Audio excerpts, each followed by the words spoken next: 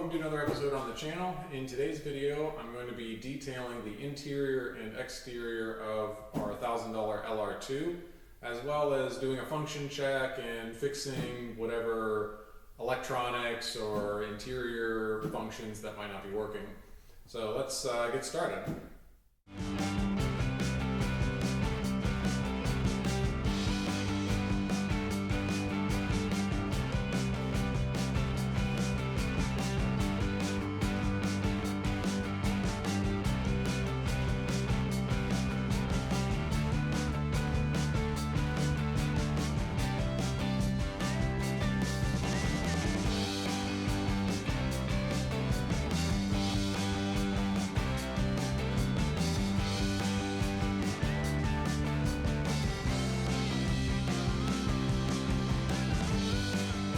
And now comes the part that I'm most interested in, is seeing how nice I can make the exterior look.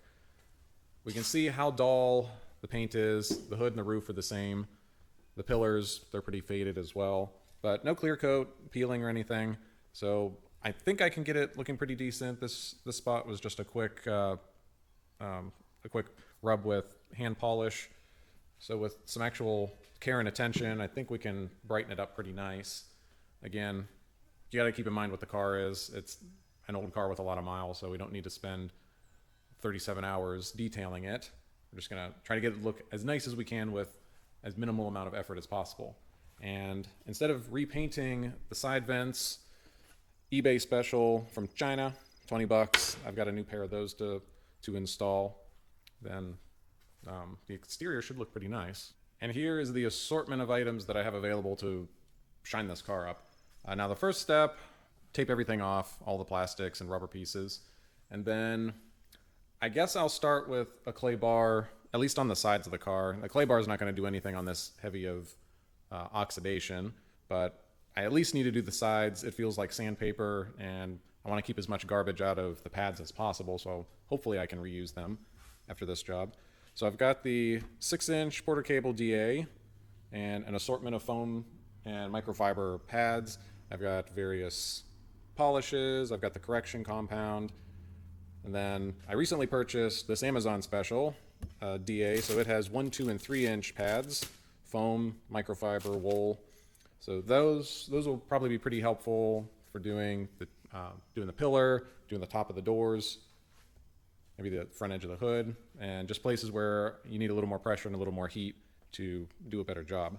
So I'm not sure exactly what I'll end up using. It'll probably be some trial and error, but I at least have all of this stuff available to use.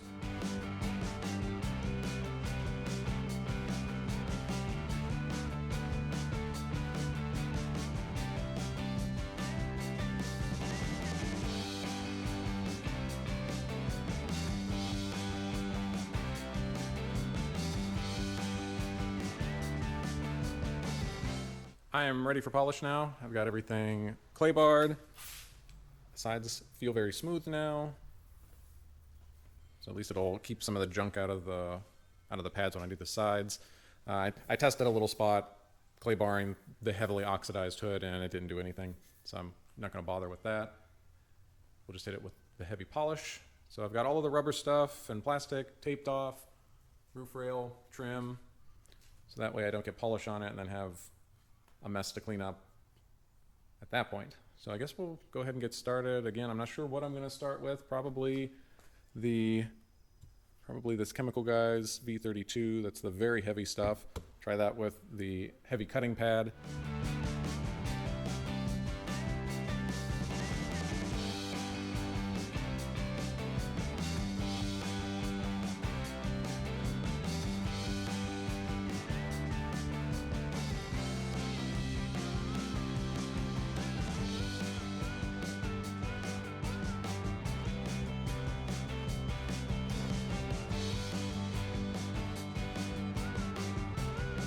After a couple hours, I've now finished all of the heavily oxidized parts of the car with the heavy cutting pad and the heaviest correction compound polish. And you can see we have kind of a shine back on the hood. I don't think we're going to get it any better without possibly wet sanding it, and that could open up a whole can of worms. So I think we'll just stop here with the cutting compound. And same with the roof. It's kind of shining, but still dull. But it did brighten up the top of the rails, top of the doors. That shined up pretty nice. It should look okay outside. I hit the headlights real quick just to shine those up. It took some of the yellow off. You can see where some of the clear is starting to burn. I'm not pulling these out and sanding them and re-clearing them. They look fine the way they are. I'll polish them up a little more, take whatever haze is on there off of them. Remember, $1,000 car. We're not putting a $50,000 car's worth of effort into this job. So I think what I'll do next, instead of doing a 4-step correction with polish, I think we will swap over to our microfiber pad and the correction compound. I've had good luck with that before, and it doesn't leave a haze or anything afterwards, so I'll just hit the entire car with that and maybe just call it a day, and we'll use the foam cannon on it with wax to finish it off.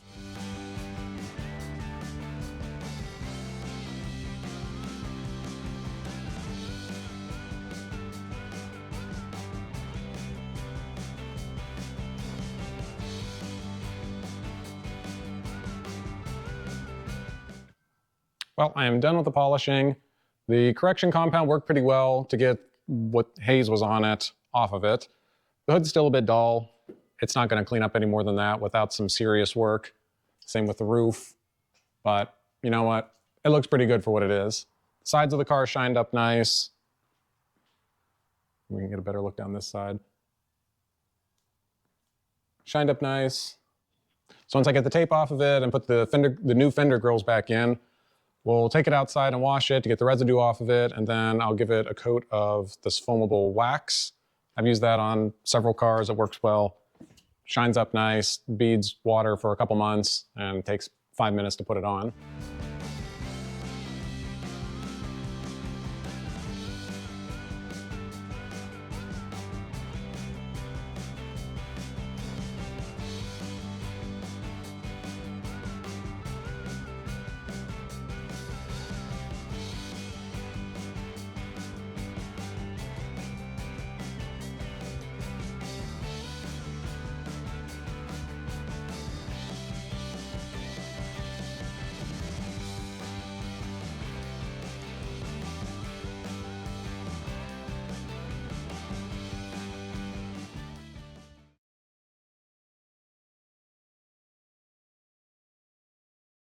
Let's do a general function check on the car. So let's just see if all the lights work, if all the windows work, if the electronics all work. And then we'll know what to do there. So let's start with the driver's seat. So lumbar, that's working.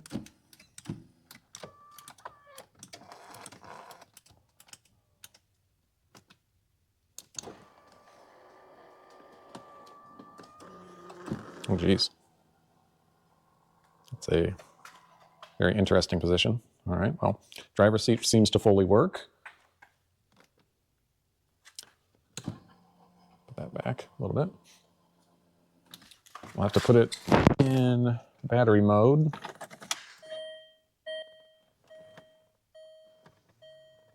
Check the other stuff. All right, radio works. The auto-dimming mirror works. I saw that the other day. Let's try the mirrors. Left mirror. That works. Right mirror. That works. Driver window.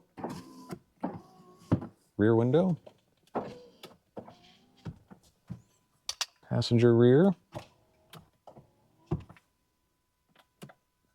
Passenger front. It's clicking. Not going anywhere. All right, we'll have to check that. Door locks.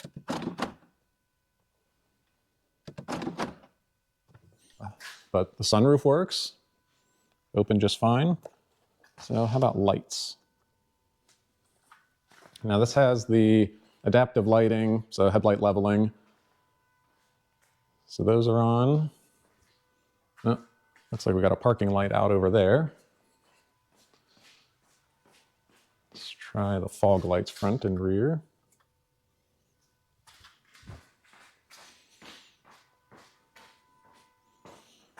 Okay, fog lights are on. Got our rear fog light, our parking light. Let's try high beams. Yep, got high beams working.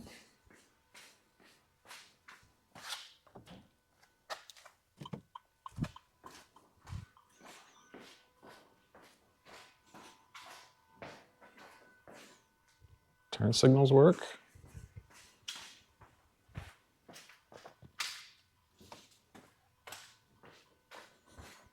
All right. Now cruise control, I'll have to wait until it's driving down the road to check that, but all the interior lights were working.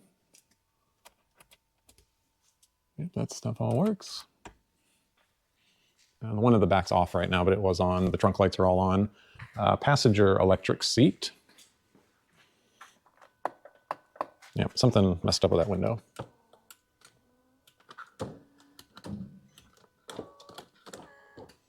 That works. He told me the heated seats work. As we continue with the interior refresh, let's see if we can figure out what's going on with this window.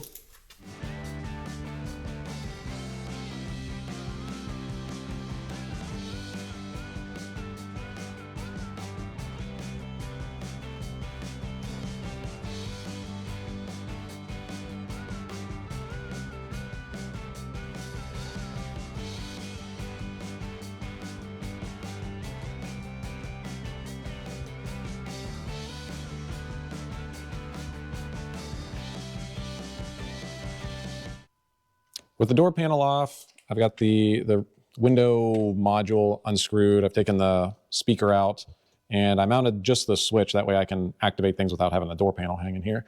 And it's actually not the motor that's clicking, it's just the control module that's clicking. So I'm pretty sure the motor is dead in this window.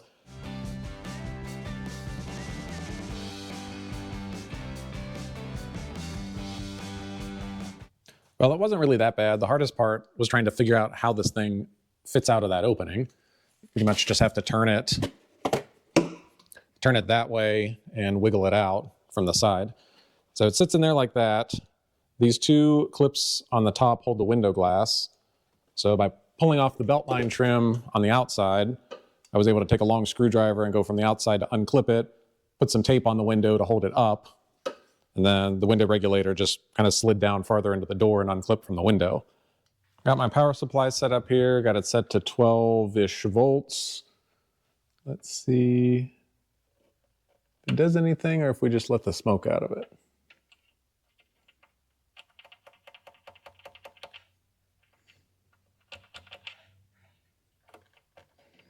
I think that motor is dead as a doornail. Well, this motor is definitely dead. I took it apart real quick and a whole bunch of rusty water came out of this assembly. So I'm guessing the water ran in from the window on the back side of it and just kind of flooded it. Fast forward a week and we've got our new used passenger front window regulator. It was about 70 bucks, a lot cheaper than a new one. So I'm going to check the motor before I put it in, just to make sure it works, so I don't waste my time. And it looks like they already bumped the window down to get it out, which is helpful. When these are all the way up, it interferes with the sheet metal. So let's see.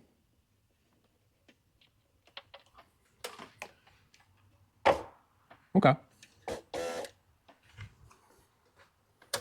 That works. Run it up a little higher so I don't have to fight with the window. First step is to fight this thing back into the door.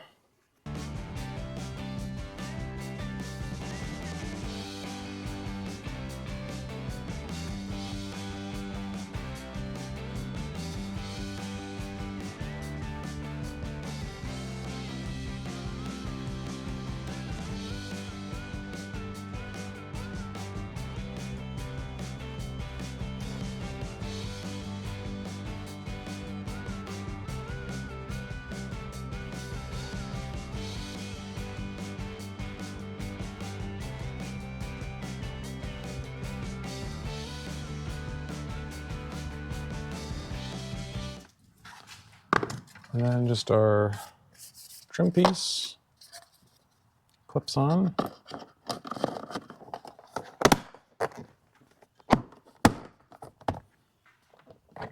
And we're good. Terrible design on that. The XC60 is kind of the same way. Sounds like a really high-end car when you go to shut the door. Next thing I'm going to work on is the interior reconditioning. As we saw at the beginning of the video, the door panels are in nice shape. The carpet's dirty, so I'm going to pull the front seats, and while the seats are out, figure out what to do with the seat bottoms and the armrests, which are wore out. I've already pulled the trim off of the bottom of the seat, so it's just 4 bolts and then a bolt for the seat belt, and those come out. The back seat will clean up nice. Nothing much to do there. And then in the back,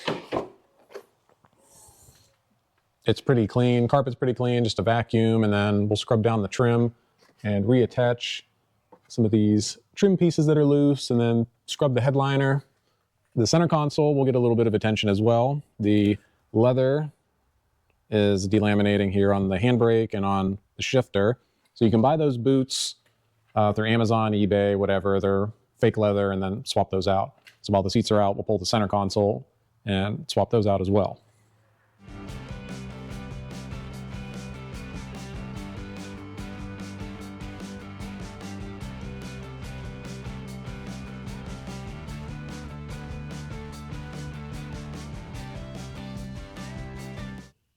Now that the seats are out and out of the way, I've got the center console taken apart so I can clean it really well. I've got the boot off of the handbrake so I can have it recovered.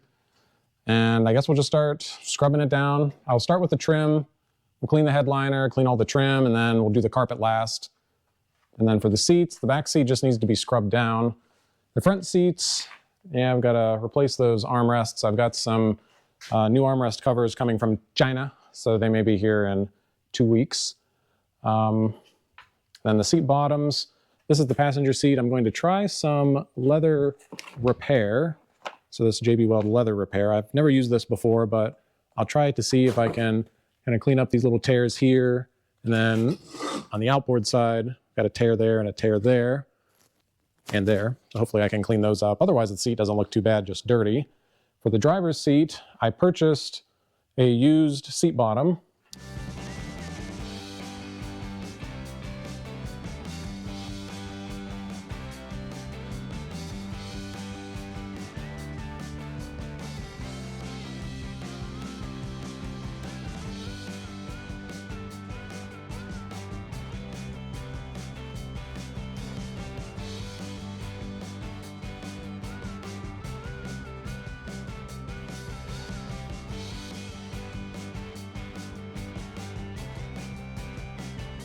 This is a good pausing point. So yesterday and a little bit today, I was able to finish the headliner, all of the trim, the dash, the console, the door panels, all the kick plates, and the back seat. That stuff's all done. And the headliner came out really nice. All of the grab handles were grody, so those have cleaned up. This headliner has been replaced. Otherwise, I guess it would have been falling down by now. And it did an okay job. Looks much better than it would otherwise. I was able to clean up and reattach the trim. Cleaned up the rear panels as best I can. The door panels all came out really nice. They're not delaminating or anything. The bottom parts of the doors cleaned up. The kick plates cleaned up. The dash is what it is. I scrubbed it down. The steering wheel cleaned up nice though. It was really shiny and had a lot of grease and grime on it. So it is pretty clean now. And the center console, it cleaned up as well. Now, next step is the carpet. It's not too bad considering the age of the car. I'll use the spot shot of my carpet cleaner. We should be able to get this looking pretty good. And while the carpet dries, I'll move on to the driver and passenger seat. I'll get those cleaned up and we'll address the side of the driver's seat that's falling apart. And then I've got all of these trim pieces to clean up.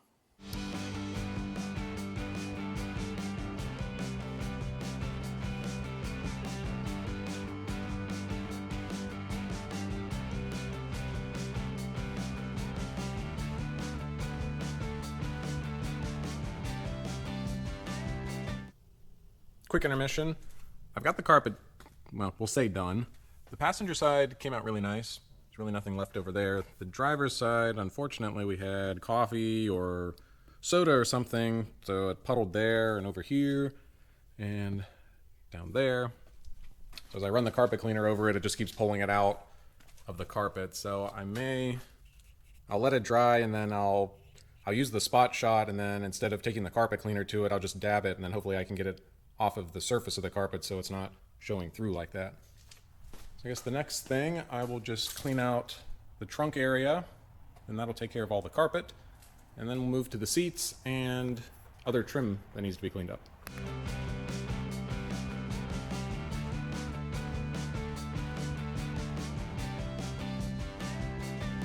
Trunk area cleaned up nice. Vacuum, scrubbed it. Everything looks good. Same with the spare tire well. It's cleaned up pretty well. And now we move on to the seats and some other trim pieces. I'm going to scrub up all these loose parts here and the loose parts there. Those are for the seats. And then start on the seats. So these are going to be the most time-consuming thing, I think.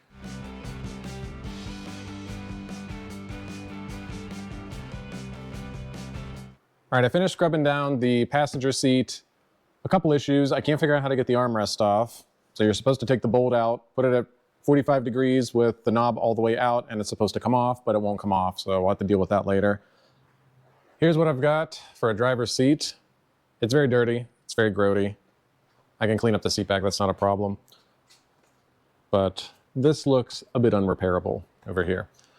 Now, I went on eBay. I could not find a driver's seat bottom.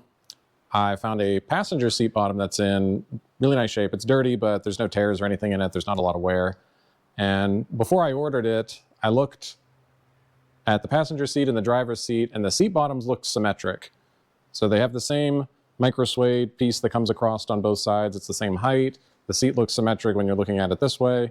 So physically they look the same.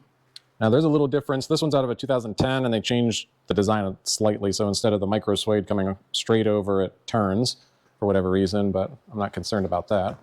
Now, a passenger seat has an occupancy sensor, which I shouldn't need, or which I won't need for a driver's seat. But as long as it physically fits, that should be fine. I can just disconnect this and use it.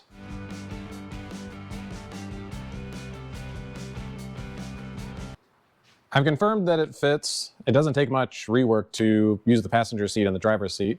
Now, you can't use a driver's seat bottom in a passenger seat, again, because you need the occupancy sensor. And I'm just going to leave this in here because the way this one works, it's like an oil-filled bladder.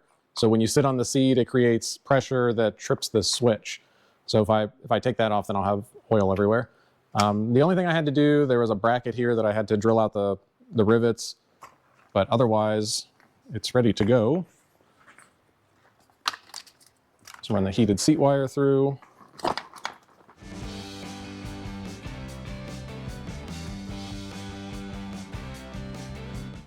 I've got both seats sitting in here now. I've got the battery hooked back up, seatbelt's connected. They're not bolted down yet, but now that I've got power, I can move them forward and back to get them bolted in. And I mean, they don't look, the driver's seat, it doesn't look bad.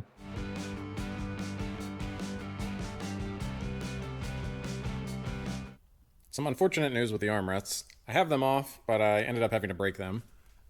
So there's a pin that sticks out under here, and you're supposed to put the armrest about 45 degrees and then it pulls out. Problem is that with time, that pin works out a little bit, and then it won't slide through the slot on the armrest. So then you just end up wrenching the armrest and breaking this carrier. Let's see, it goes that way. You just end up breaking this off to get it out of the car. Now, luckily it is a glass-filled something, I'm going to assume ABS. So hopefully I can plastic weld it back together and it'll be fine. And looks like this will be super easy when the new covers get here. They just pull off and then you just put it back on the opposite way.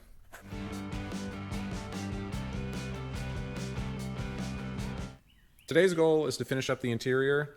I was pretty much done with it, and then last weekend I was at the local pull-apart, and they had an LR2 in this exact color combination, silver over beige, and it had a perfect passenger seat.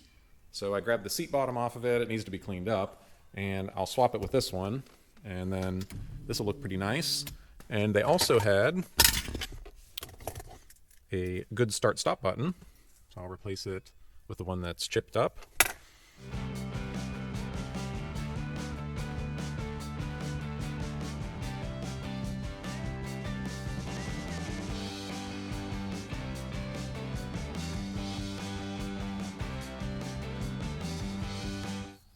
That was a fairly easy swap. Maybe perfect condition was a little strong of a term, but it's a much better seat bottom than what I had. It doesn't have any tears in it. It cleaned up decent. Maybe a little bit of wear in the perforated section, but it doesn't look bad. I'll put some conditioner on it when I do the rest of the interior. The color is slightly off. It's a little more brown than the back, but again, 16-year-old car, almost 200,000 miles. I don't think we're going to worry about that too much. And I didn't record installing it, but I've got the new shift boot and handbrake boot in.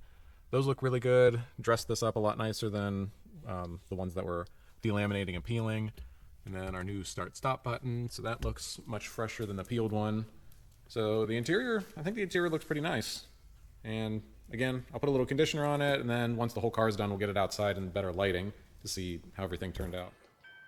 And here's the final product after a few hours of detailing inside and out. It came out pretty nice considering what it looked like before. You remember we had a heavily oxidized hood and roof.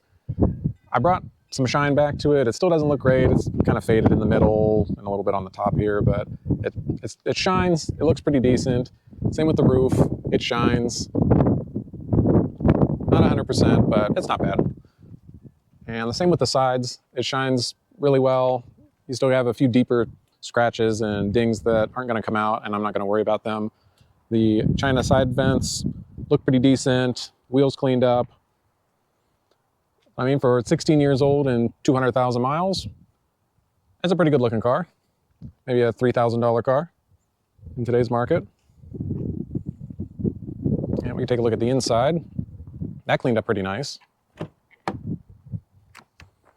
the door panels, all of the door panels look really nice. There's no delamination like tends to happen in this area. The seats, I replaced both seat bottoms, and the seats pretty much look like new. I'm very surprised at how well they cleaned up. Steering wheel looks good. The dash doesn't look bad with the carpet mat on it. And replacing the handbrake boot and the shifter boot, cleaned that area up pretty nice. There's no flaking leatherette there. Carpet cleaned up pretty nice as well. Back seat looks good. No rips or tears or anything. I did a little leather conditioner on it, so everything's ready to go there. Back door panel looks good. Inside the trunk, we've got a little bit of a stain here, but since it's black, you don't really notice it. But overall, this thing cleaned up pretty nice. Really, the most noticeable thing is probably just where the bumper's a little cracked from somebody backing into something, but again, I'm not going to worry about that. Passenger side as well. Very clean seat. Leather conditioned. Looks good. Everything works. Heated seat on both sides work. All the power functions work. So as long as nothing mechanically, catastrophically fails, I think we can make a little bit of money on this. It's not going to be a huge win, but we should be able to make a little bit on it. So thanks for watching this video. Make sure you like and subscribe to the channel to keep up with other projects that are coming into the shop.